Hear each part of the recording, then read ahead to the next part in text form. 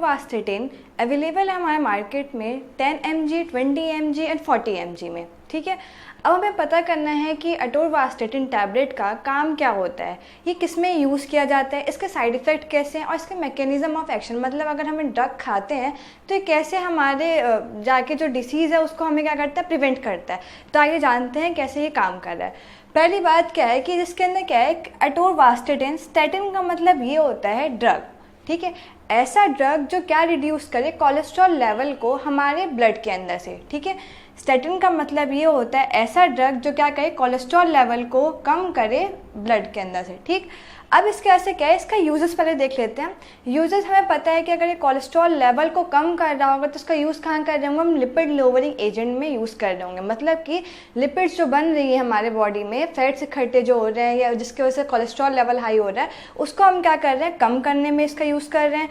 Cardiovascular disease, अब आपको पता है कि हमारे जो आर्टरीज, वेन्स, इन सब में क्या होता है, जो कोलेस्ट्रॉल है वो जाके इकट्ठा हो जाता है, जिसकी वजह से क्या होता है कि जो हार्ट डिसीज़ होते हैं, हार्ट रिलेटेड जितने भी डिसीज़ होते हैं उसके चांसेस बढ़ जाते हैं, ठीक। फिर इसका ऐसा आता है हमारा हार्ट अटैक एंड स्ट्रोक। अब हमें पता है कि अगर हमारा हार्ट में ब्लड फ्लो ठीक से नहीं होगा, क्यों नहीं हो रहा है, क्योंकि वहाँ पे कोलेस्ट्रॉल लेवल इकट्ठा हो गया है। जैसे एग्जाम्पल बता देती हूँ, या आपके मान लीजिए आर्टरीज या वेन्स है। अब हमें पता है कि अगर कोलेस्ट्रॉल लेवल यहाँ पे आके इकट्ठा हो गया है तो क्या होगा, यहाँ से जो ब्लड सप्लाई हो रहा होगा तो ये क्या हो जाएगा, इरेगुलर हो जाएगा। इरेगुलर होने की वजह से क्या हो जाएगा, यहाँ पे हार्ट अटैक के चांसेस बढ़ जाते हैं। मतलब हमारे हार्ट में अच्छे से ब्लड नहीं मिल पा रहा है, जिसकी वजह से हार्ट अटैक या ऑक्सीजन सप्लाई नहीं हो पा रहा, तो यहाँ पे क्या होता है, हार्ट अटैक या स्ट्रोक होने के चांसेस बढ़ जाते हैं, जिसमें हम क्या यूज़ करते हैं, एटोवास्टेटिन का यूज़ करते हैं। फिर आते हैं हमारा हाइपर कोलेस्टेरोलेमिया का मतलब ये होता है, हाइपर मतलब देखिए नाम से आप लोग बताइए, हाइपर मतलब क्या होता है, बहुत ज़्यादा कोलेस्ट्रॉल का लेवल कहाँ पे, आपके ब्लड में। तो जब हमारे ब्लड में हाई कोलेस्ट्रॉल लेवल जब ज़्यादा बढ़ जाता है तभी हम किसका यूज़ करेंगे, एटोवास्टेटिन का यूज़ करेंगे। फिर एक्यूट कोरोनरी सिंड्रोम, इसका मतलब ये होता है जो ब्लड सप्लाई हो रही थी, सेम वही हार्ट अटैक जैसे, जो ब्लड सप्लाई हो रही थी हमारे हार्ट में वहाँ पे क्या प्रॉपर ब्लड नहीं मिल पा रहा है, जिसकी वजह से क्या होता है, एक्यूट कोरोनरी सिंड्रोम्स होते हैं। या सेकेंड इसको हम ये बोल सकते हैं, अगर क्लॉट हमारे ब्लड में जाके इकट्ठा हो गया, ब्लड वेसल में अगर क्लॉट इकट्ठा हो जाता है तो हमारे ब्लड सप्लाई हार्ट में अच्छे से नहीं हो पाएगी, जिसकी वजह से एक्यूट कोरोनरी सिंड्रोम में भी हम क्या यूज़ करेंगे, एटोवास्टेटिन का यूज़ करेंगे। इतना समझ आ गया। तो हमने 5 यूजेस का यूजेस है तो उसका कहीं ना कहीं साइड इफेक्ट तो होगा ही होगा, ठीक है।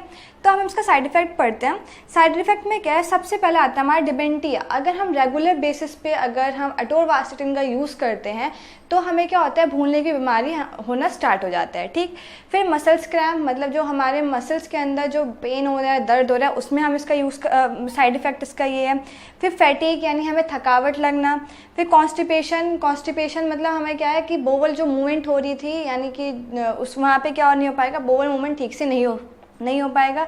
फिर डिजीनेस, डिजीनेस का मतलब ये होता है कि हमें क्या आना, चक्कर आना और फिर ज़्यादा, फिर इसके ऐसे नौसिया में क्या है, वोमिटिंग लगना, ठीक है। ये इसके क्या है, साइड इफेक्ट है। तो यहाँ पे साइड इफेक्ट देखा, हम बात करेंगे ये काम कैसे करता है, ये कैसे ये सारे काम कर रहा होगा। इसमें क्या है, सबसे पहले कि जो एटोवास्टेटिन है वो क्या करता है, इनहिबिट करता है एंजाइम को। वो कौन सा एंजाइम होता है, HMG कोएंजाइम रिडक्टेज एंजाइम होता है। हमें क्या करते हैं, जैसे हम इसको इनहिबिट कर देते हैं तो जो भी अब कोलेस्ट्रॉल बनाने में हेल्प कर रहा होगा, जैसे कि मेविलोनेट एसिड जो होता है वो क्या बनाता है, कोलेस्ट्रॉल बनाता है। तो जब हमने HMG कोएंजाइम को इनहिबिट कर दिया तो क्या हमारा कोलेस्ट्रॉल बन पाएगा, क्योंकि एंजाइम ही क्या कर रहे थे, इसमें हेल्प कर रहा था कोलेस्ट्रॉल बनाने में। तो जब यही नहीं हो पाएगा तो हमारा कोलेस्ट्रॉल नहीं बन पाएगा, कोलेस्ट्रॉल नहीं बन पाएगा तो जो बैड कोलेस्ट्रॉल लेवल हमारी बॉडी के अंदर ज़्यादा बढ़ रखा था, बैड कोलेस्ट्रॉल यानी कि लो डेंसिटी लिपोप्रोटीन जो हमारे ब्लड के अंदर बढ़ा हुआ था, उससे क्या हो जाएगा, ये डिक्रीज करने लग जाएगा बैड कोलेस्ट्रॉल, और क्या इंक्रीज करेगा, गुड कोलेस्ट्रॉल लेवल को हमारे ब्लड में इंक्रीज करेगा, यानी हाई डेंसिटी लिपोप्रोटीन को क्या करेगा, वो इंक्रीज करेगा, ठीक है।